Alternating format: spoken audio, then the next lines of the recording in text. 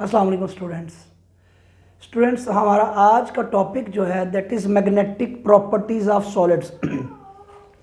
देखिए, बात शुरू करने से पहले हमें ये जान लेना बहुत ज़रूरी है कि जो हमारे पास सॉलिड्स हैं उनमें मैग्नेटिज्म की रीज़न क्या है। तो इसके लिए अगर हम एक सोलेनॉइड की मैग्नेटिक फील्ड को देखें, आप एक सोलेनॉइड की मैग्नेटिक फील्ड को ऑब्जर्व कीजिए। ये एक सोलेनॉइड है, आप इसकी मैग्नेटिक फील्ड को देखिए। लेटा से इसमें इस तरह करंट फ्लो कर रहा है, तो आप देखिए कि इसकी एक साइड नॉर्थ है और एक साइड साउथ बन जाएगी। This would be the north, this would be the south. अब आप एक परमानेंट मैग्नेट की मैग्नेटिक फील्ड को देखिए। ये एक परमानेंट मैग्नेट है और उसकी मैग्नेटिक फील्ड को हम देख लेते हैं स्टूडेंट्स। तो अगर आप देखें तो ये मैग्नेटिक फील्ड भी बिल्कुल वैसा ही है जैसा कि एक सोलेनॉइड का है। सोलेनॉइड का मैग्नेटिक फील्ड भी ऐसा ही है। अब बात कुछ यूँ है कि सोलेनॉइड में तो मैग्नेटिक फील्ड का बनना समझ में आता है कि उसमें तो करंट है, तो इस वजह से मैग्नेटिक फील्ड प्रोड्यूस हो रहा है। तो why there is magnetic field in the permanent magnet? This was the question in front of scientist. तो इसके बारे में कई थेरीज थी। तो एम्पेयर का भी ये ख्याल था कि यकीनन इसमें भी कोई करंट है, लेकिन उस वक्त उसकी थेरी ये रिजेक्ट होगी because electron was not discovered at that time. तो अब बात जब आगे चली तो फिर पता चला वाकई उसकी बात ठीक थी। एक एटम में इलेक्ट्रॉन मूव करते हैं, ठीक है, सर्कुलर पाथ में। तो जब इलेक्ट्रॉन सर्कुलर पाथ में चलेंगे तो करंट चलेगा, तो हम कहेंगे जो मैग्नेटिज्म प्रोड्यूस होगा that would be because of the electron motion. तो आप देखिए उसमें जो हमारे पास इलेक्ट्रॉन चल रहा होगा उसकी स्पिन और ऑर्बिटल मोशन की वजह से मैग्नेटिज्म होगा। तो मैग्नेटिज्म की रीज़न पहले हम लिख लेते हैं। Why magnetism is there?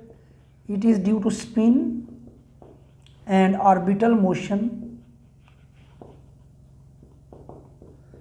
Of electrons. अच्छा, अब तो कहानी कुछ ये है कि अगर फिर हम मटेरियल्स को कैटेगराइज करें इस बुनियाद पे, तो materials are of three types. Magnetic materials are of three types. One is diamagnetic,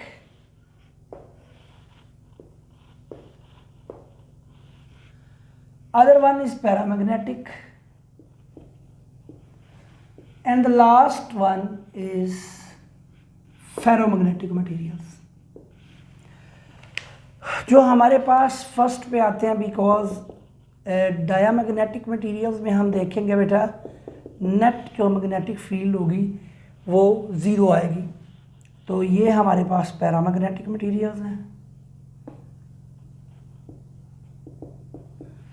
and the third property is for ferromagnetic materials. अच्छा, अब जो डायमैग्नेटिक मटेरियल्स हैं उनकी कहानी क्या है? देखिए, अगर हम एक एटम को देखें तो इसमें इलेक्ट्रॉन जो है वो स्पिन भी कर रहा होता है और ऑर्बिटल मोशन भी दे रहा होता है।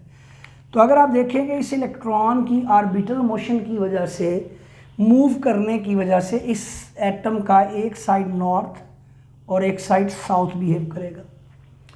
लेकिन देखिए कि इस वक्त इलेक्ट्रॉन तो ऑर्बिटल मोशन की वजह से तो ऐसा हो गया, लेकिन उसकी स्पिन मोशन भी तो है। तो स्पिन मोशन अगर फर्ज करें इलेक्ट्रॉन की ऐसी है कि वो इसको अपोज कर रही है, लेट आई से कि हमारे पास इलेक्ट्रॉन की जो स्पिन मोशन है that is like this one. तो अब आप देखिए इस वजह से इसका नॉर्थ इधर बनेगा, साउथ इधर बनेगा। तो जो स्पिन मोशन की वजह से बनने वाला मैग्नेटिक फील्ड है और ऑर्बिटल मोशन बनने वाला मैग्नेटिक फील्ड है वो एक दूसरे को कैंसिल कर रहे हैं। तो कैंसिल कर रहे हैं तो इसका मतलब है ये जो एटम है वो as a whole magnetic dipole नहीं है। Atom is not the magnetic dipole over here. तो एज ए होल जो मटेरियल्स हैं वो मैग्नेटिकली बिहेव नहीं कर रहे। अब अगर हम बात करें कि इलेक्ट्रॉन जो है उसकी मोशन जो है वो दो किस्म की है बिल्कुल, लेकिन अब की बार अगर मैग्नेटिक फील्ड कुछ इस तरह से प्रोड्यूस हो, लेट आई से कि सिचुएशन कुछ यूँ है कि वही एटम है, उसी में इलेक्ट्रॉन मूव कर रहा है, वही दो किस्म की मोशन है। इलेक्ट्रॉन जो है उसकी ऑर्बिटल मोशन की वजह से ये साइड नॉर्थ है, ये साइड साउथ है।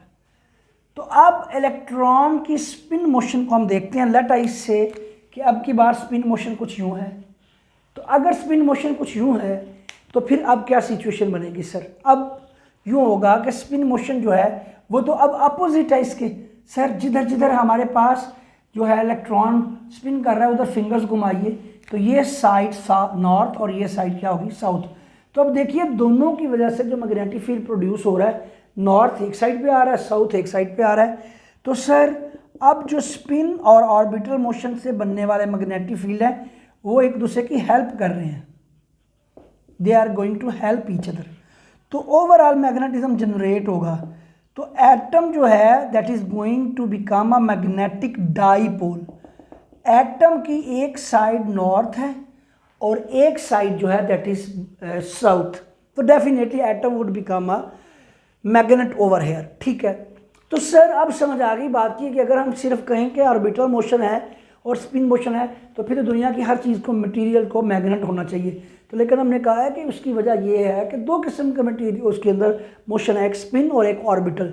तो दोनों जो है वो फैसला करेंगे कि either material is going to be a magnetic one और नॉट। अच्छा, अब ये जो पैरामैग्नेटिक मटेरियल्स हैं, अगर ये एक दूसरे की हेल्प करें, अकेला अकेला एटम तो मैग्नेट बन गया, अगर ये एटम्स कोऑपरेट करें एक दूसरे के साथ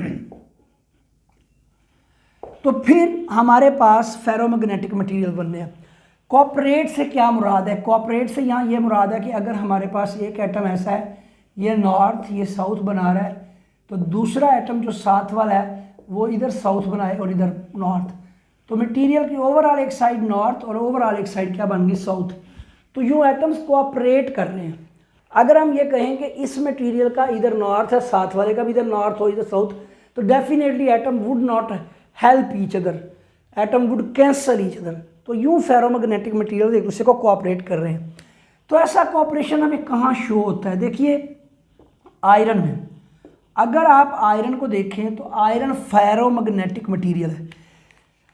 इसका मतलब ये है कि जब आप किसी चीज़ को आयरन के करीब लेके आते हैं तो आयरन जो है वो मैग्नेट को अट्रैक्ट कर लेता है। सर उसकी क्या वजह है?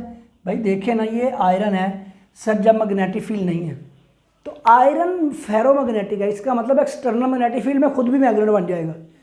जब ये आप इसको देखते हैं कि छोटे छोटे इसके अंदर रीजन हैं, उनके अंदर चंद एटम्स जो हैं उनकी डोमेन्स एक डायरेक्शन पे अलाइन हुई हुई हैं, तो ऐसे रीजन को डोमेन कहते हैं।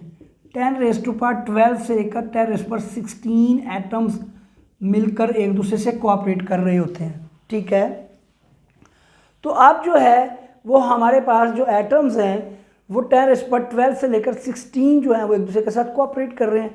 तो छोटे छोटे इलाके में तो मैग्नेटिज्म मौजूद है, लेकिन ओवरऑल ये मटेरियल मैग्नेटिक नहीं है। अब क्या होता है सर, अगर मैं इसके करीब एक मैग्नेट ले आऊँ, magnet is brought near it, तो सर क्या होगा? अब ये सारी डोमेन्स मैग्नेट के अकॉर्डिंग सारी डोमेन्स एक ही डायरेक्शन में अलाइन हो जाएंगी। तो हम कहेंगे ये मटेरियल मैग्नेटाइज हो गया उस मैग्नेट के ज़रिए सर। ठीक है सर, तो अब जब सारी डोमेन्स एक साइड पर चले जाएंगे तो हम कहेंगे सैचुरेशन हो गई है। ठीक है सर, अब ये बात हमें समझ आ गई है कि ferromagnetic material external magnetic field में एक डायरेक्शन में अलाइन हो जाएंगे। अब आखिरी बात यह है कि अगर मैं टेम्परेचर बढ़ा दूँ तो ये जो तमाम डोमेन्स, जो डोमेन्स थी ये वाली छोटे छोटे रीजन्स थे जिसमें एटम्स एक साथ कोऑपरेट कर रहे थे, अगर टेम्परेचर बढ़ाएं तो डिसअलाइन हो जाते हैं। ये डिसअलाइन हो जाते हैं सर। इसका मतलब यहाँ टेम्परेचर बढ़ाएं तो टेम्परेचर बढ़ाने से ये डिसअलाइन हो जाएंगे, रैंडमनेस आएगी तो डोमेन्स डिसअलाइन हो जाएंगी सर। और फिर क्या होगा सर? एटम्स कोऑपरेट नहीं करेंगे, लेकिन अकेला अकेला एटम अभी भी जो है वो एक मैग्नेटिक डाईपोल होगा। तो फिर ऐसे टेम्परेचर को क्यूरी टेम्परेचर कहते हैं। और डिफरेंट मटेरियल्स के लिए बेटा क्यूरी टेम्परेचर डिफरेंट है। फॉर एग्जांपल आयरन के लिए क्यूरी टेम्परेचर 7 डिग्री सेंटीग्रेड और 1023 केल्विन है। अच्छा, मैं यहाँ ये बात बता दूँ कि आपको इतनी बात तो समझ आ गई है कि अगर हम जाएं एटॉमिक लेवल पे तो स्पिन और ऑर्बिटल मोशन की वजह से मैग्नेटिज्म है। अब हमें ये बात समझ आ गई कि अगर हम ये देखें क्या एक मैग्नेट का नॉर्थ और साउथ पोल अलग-अलग किया जा सकता है, तो ऐसा कभी नहीं हो सकता। सर क्यों? क्योंकि हमने देखा है अगर हम एक मैग्नेट को तोड़ेंगे, छोटा करते जाएं, छोटा करते जाएं, एटम के लेवल पे पहुंच गए तो एक साइड नॉर्थ होगी, एक side south. So magnetic monopole can not be achieved. लेकिन इलेक्ट्रिक मोनोपोल तो आप बना सकते हैं ना, एक पॉजिटिव चार्ज है एक नेगेटिव चार्ज है, उनको आप अलग-अलग कर सकते हैं। लेकिन मैग्नेटिक जो मोनोपोल है that can not exist students. तो so this is all about magnetic properties of solids. So there are 3 types of materials हमने बात किया, डायामैग्नेटिक, पैरामैग्नेटिक और फेरोमैग्नेटिक। अच्छा, अब एक बात बता दें कि ये क्यूरी टेम्परेचर जो है वो that is the temperature at which ferromagnetic materials are converted into paramagnetic materials. Ferro वापस पैरा में चला जाएगा sir, ferro would be converted into para, क्योंकि अकेला अकेला एटम तो बेटा अभी भी मैग्नेटिक के तौर पर बिहेव कर रहा होगा। So students, this is all about magnetic properties of solids.